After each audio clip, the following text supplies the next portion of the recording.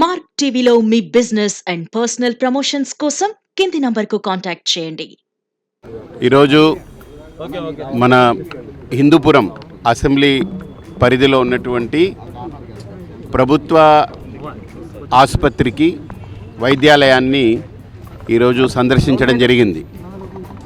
ఇక్కడ ప్రధానంగా ఉన్నటువంటి అంశం ఏంటనంటే ఒక నిర్లక్ష్యం.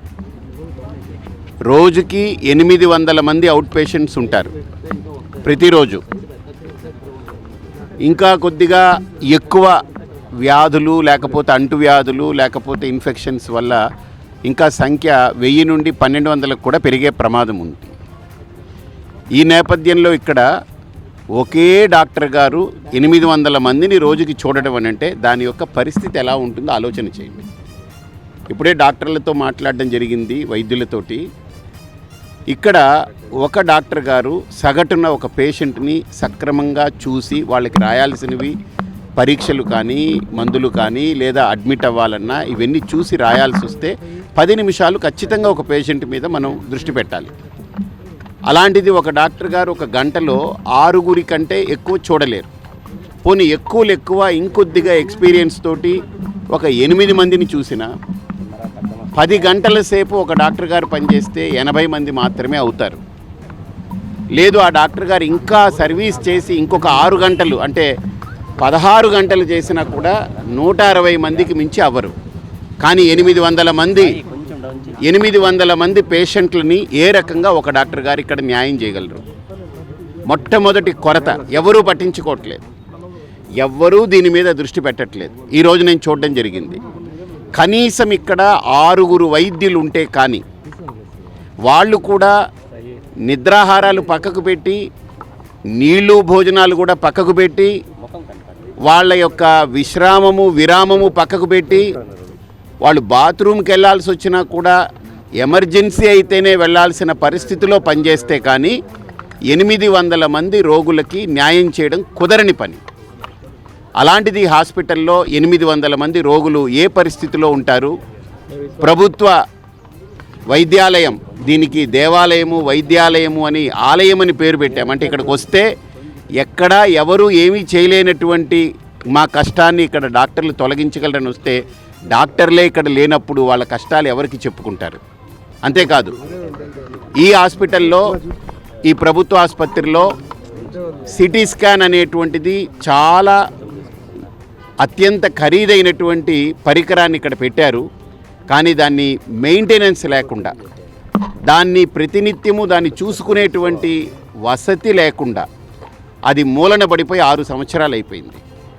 కనీసం దాన్ని పట్టించుకునే నాదులు లేడు. తాళాలు వేసి పెట్టేశారు, దాన్ని మూసేసి పెట్టేశారు, అది పనిచేయట్లేదు.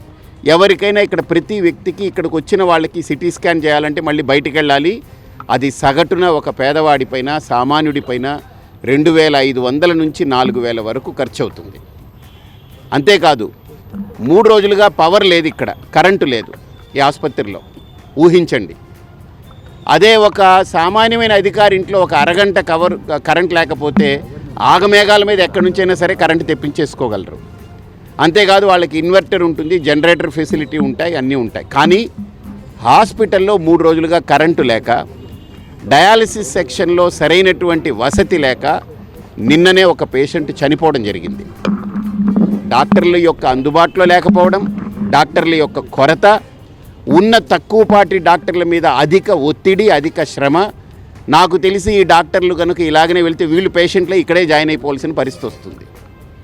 కాబట్టి ఇటువంటి ఇబ్బందికరమైన పరిస్థితుల్లో ఈరోజు నాయకులు కానీ, ప్రభుత్వం కానీ, అధికారులు కానీ ఇక్కడికి వచ్చి దీన్ని సక్రమంగా దీన్ని బాగు చేయాల్సిన పరిస్థితి. అలాగనే హాస్పిటల్లో పేషెంట్లు ఉన్నారు, పైన చెత్త ఊడిపోయింది, అంటే వాళ్ళ సీలింగ్ ఊడిపోయింది. ఏదైనా వర్షం పడుతున్నా ఇంకోటైనా వాళ్ళ నెత్తి మీదే పడుతుంటాయి. అలాగే ఇక్కడ ఎక్స్రే డిపార్ట్మెంటు, ఈసీజీ డిపార్ట్మెంటు, దానికి వ్యక్తులే లేరు.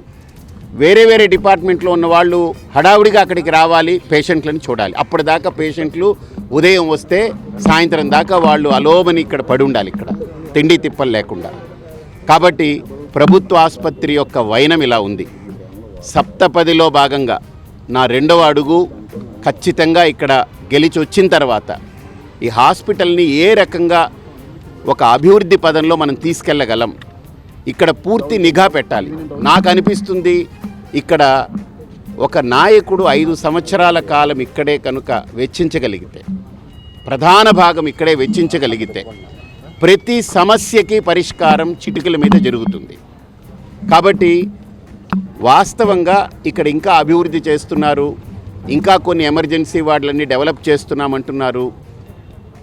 కానీ ఇవన్నీ ఎప్పటికవుతాయంటే ఇంకో సంవత్సరం అవుతాయి. ఈలోపు వచ్చే పేషెంట్లు అందరూ అనంతపురం వెళ్ళాలి లేదా బెంగళూరు పరిగెట్టాలి. ఈలోపు ఆ పేషెంట్ ఏమైనా కావచ్చు.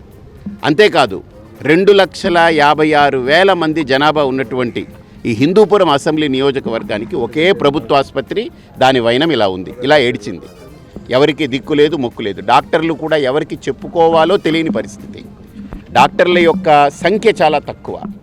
ఇక్కడ ప్రతిదానికి ఒక్కళ్ళే అన్నిటికీ పరిగెట్టాల్సిన పరిస్థితి. అంతేకాదు ప్రాథమిక చికిత్సా కేంద్రాలు, ఇంతమందికి ఇన్ని ప్రాథమిక చికిత్సా కేంద్రాలు ఉండాలనేటువంటిది నమూనా ఉంది.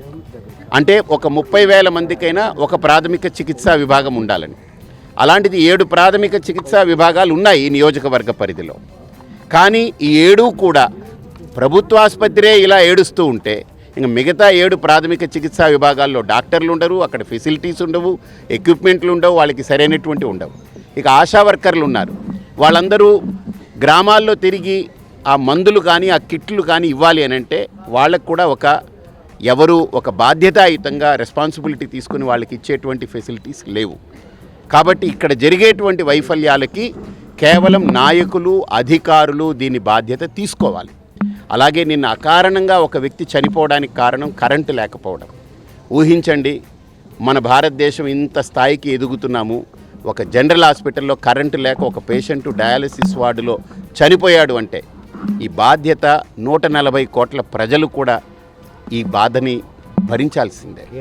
కాబట్టి తప్పకుండా ఇది రాష్ట్ర ప్రభుత్వాన్ని, అలాగనే ఇక్కడ స్థానిక నాయకత్వాన్ని, అలాగనే ఇక్కడున్న అధికారుల మీద ఈ ప్రభావం ఖచ్చితంగా ఉండాలి అని అంటే దీన్ని ఒక ఇష్యూగా తప్పకుండా నేను పరిగణలోకి తీసుకుని, ఇదేదో ఒకరి మీద బురజల్లాలి ఒకళ్ళని అది కాదు నా భావన. ఇక్కడ వచ్చేటువంటి రోజుకి 800 మంది వస్తున్నారు అని అంటే 800 మందికి భరోసా ఏమిటి ఇక్కడ? అది లేదు. ఆ భరోసా ఇవ్వగలిగేటువంటి వ్యవస్థ పటిష్టంగా నిర్మాణం కావాలి.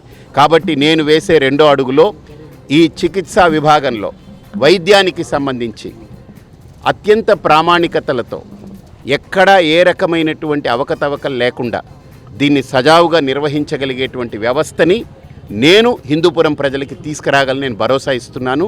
తప్పకుండా దీన్ని ఆ కోణంలో మనం ఆలోచిస్తాము. దీన్ని ఇంకా ఒక మంచి ప్రాజెక్ట్ వర్క్ లాగా తయారు చేసి దీన్ని ఎలా చేయొచ్చు అనేది ఆలోచిస్తాం. తప్పండి.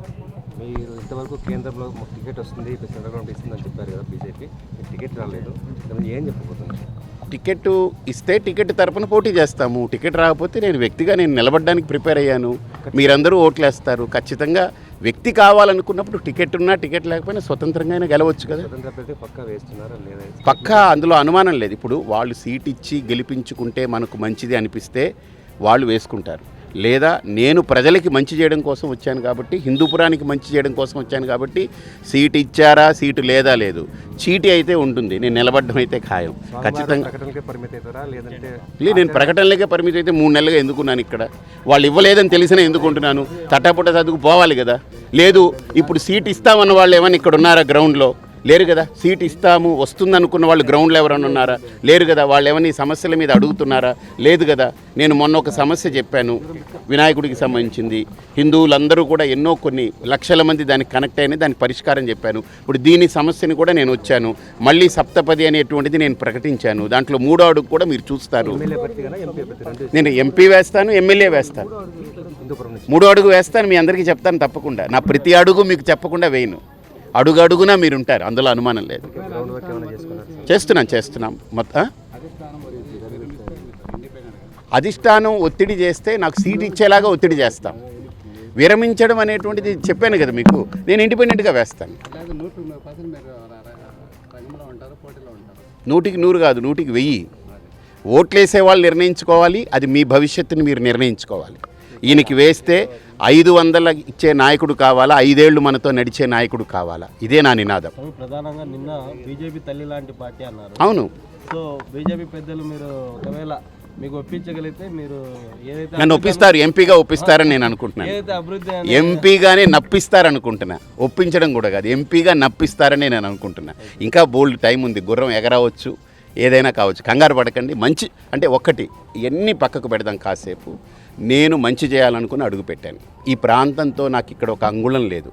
బాగు జరిగిందంటే 5 ఏళ్ల తర్వాత నా బ్యాగ్ వేసుకుంటే ఇంకో ఊరు వెళ్తాను. కాబట్టి నేను బాగు చేయడానికి వచ్చాను. మనందరం రాజకీయాలు కాసేపు పక్కన పెట్టేద్దాం. వాళ్ళు ఇచ్చారా లేదా వాళ్ళని కూడా విమర్శించొద్దు. నా అభిప్రాయం ఒకరిని విమర్శించొద్దు. మన ప్రయత్నాలు మనం చేద్దాం. మనం కష్టాల్లో నిలబడతాం, బాధల్లో నిలబడతాం, ప్రజలకి నిలబడతాం. మీడియా అంతా కూడా మీరందరూ ప్రోత్సహించండి. అందరం కలిసి ఒక మంచికి ఒక శ్రీకారం చుడదాం.